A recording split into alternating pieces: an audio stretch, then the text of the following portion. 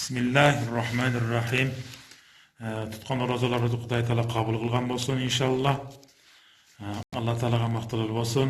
Bu rozadagi so'g'uktordu niyet kılgan mo'min musulmonlarning bar jog'una Құдай Taala kabul bolsun. Nurlan Mirza da sura adatdagıday suralarni uzatıptır. Suralarning içinde birinci sura Assalamu alaykum damla deydi. Roza ayında cin şeytanlar kapastalabı deydi. O hadiste roza kirүү menenle cin şeytanlardı biz cincirlap baylap koyulat degen hadis var. Бұл hadiste мәнісіға тұрматты жамат розода шайтан әлейхиланаға иш қалбай қалады деген сөзді иншалла. Анан бөтеле адамдар орозо менен болбот, Құдай Таала менен болуп аткан болсо, иманга менет кылып аткан болсо, шайтанга эмне бар деген сөздө. Эми орозодо баягы шайтандар байланып калып бирде эле жин шайтандардан алиги нажасына пайда болгон атыңа өчкүр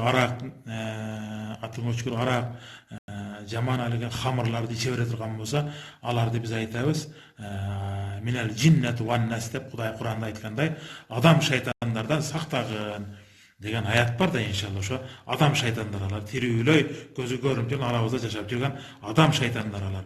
Ошо орозону сыйлабастан, кадырлабастан, ошол жинди сууларды ичкен болсо, анда Кудай Таала наразы кылган. Ла ядхулу жанна катир рахим болсо, ла ядхулу жанна мутминул хамр. Аракты бүтөлгөн түгүнө түшүп алган, аракты ичип алган адам шайтандар ошо орозону карабастан сыйлап алгандыгына байланыштуу алар ошо дозоктун түпкүрүнө ыргытылат деп айтылат иншалла.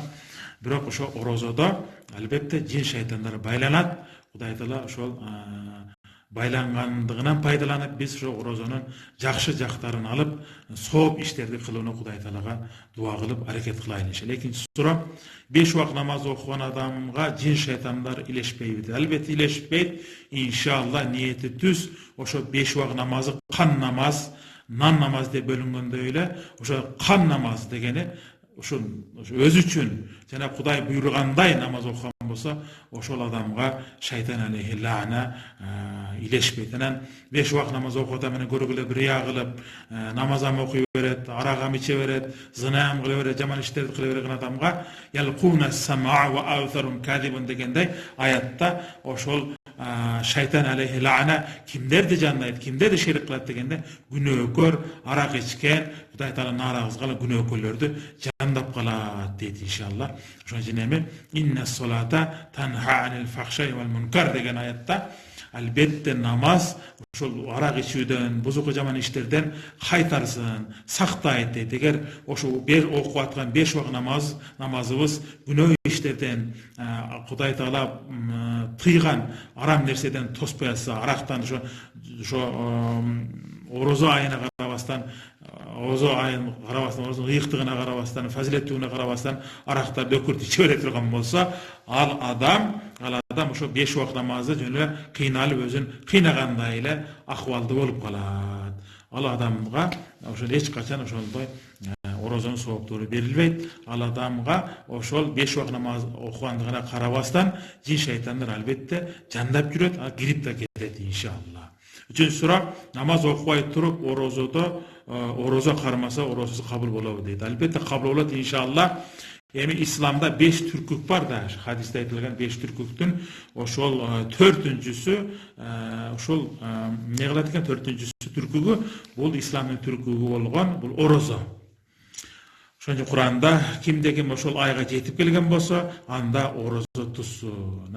Сапарда болбосо, оор иштерди кылбаса, үзүрлүү болбосо, оорлуу болбосо, карган кемпирчал болбосо, ал адамдарга ошо балигын акылын, акылы толо, акылы жетик, ден соолугу чың адамдарга орозо тутуу парз иншалла. Орозо кармасын ошол адамдар. Орозодон баягы 5 сом ала турган болсо, 5 сом ала турган болсо, 4 сомун кутулуп, анан 1 сомун ошо 1 сомун кутулуп, 4 сому карыз деген сөз да, урматтуу жамаат. Орозодо албетте Orozonu soğup alat, oşo başka soğuktарды alganга Amerika 5 wagt namaz okuş gerek, zakat beriş gerek, oroza kılış gerek. Anan orozada çoğun soğup durup, her bir minütü, her bir saati soğup, oşol hadiste orozada kimde Allah üçün oroza tutkan bolsa, imanına beken bolgan bolsa, ötken günler bari keçirilet. Oman qoma şahr Ramazan dep bilet. Kimdeki oşo oroza tutup, andan oroza açkandan keyin namazga ham turgan bolsa, anın ötken günlerden bar jogu dengizdin göğünçölük bolsa dagı Hudaý Taala keçiret degen hadis bar. Oşoga işenişimiz gerekmiz. 4-nji sura Allah adamlardı emne maksatda jaratkany. Hudaý Taala adamды jaratypdan maksat Kur'an-ı Kerim'de Hudaý Taala ma halaqtul cinne vel insa illa liyabudun. Men insan menen cinlerdi jaratmadım, bir maksatda jarattım. Özüme ibadat kılış üçün, meni tanış üçün. Yani bu dünyada gelүүден maksat urmatlı jamaat uşul ömür boyu Hudaý Taala bir 50 yıl jaşayt, 60 yıl jaşayt, birok ömürü buna peşine sajdaga tijbey ketken momun musulmandарды eseptebiz, кездештиребиz da. Кейде көп кездештиребиz. Ömürü sajda kılbay, peşinesi tijbey ketip kalgan adam en baktısız adam.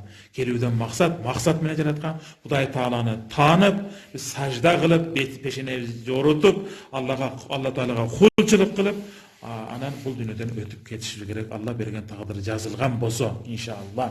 Жақшы жазылған болса, жақшы ниеттерді қылыш керек иншалла. 5-нчи сура бүгүнкү адамдар Аллах Таала жараткан максатта жашап жатышабы дейт. Кээ бир урматтуу жамаат, урматтуу Нурлан мырза, ошо адамдар бүгүнкү күндө адамдардын максаты эмне?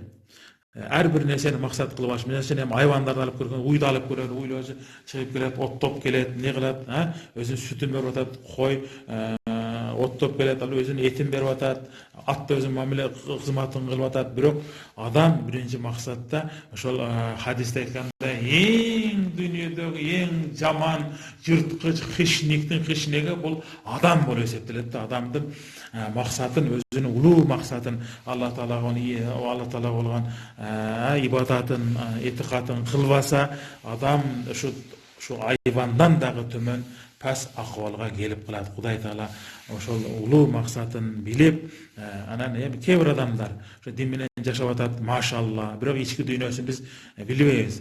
Allah bilet ana. Hudaý Taala kıyamatda barganda bilinedi. Şu adamdın münafık bolup jaşap atabı, je din menen jaşap atabı, dinin geypin giyip alıp, je dinsiz bolup sırtı musulman içi kafir bu ana Allah bilet ana. Kıyamat kalganda, kıyamatta Allah'ın aslına varganda biline turgan nerseler.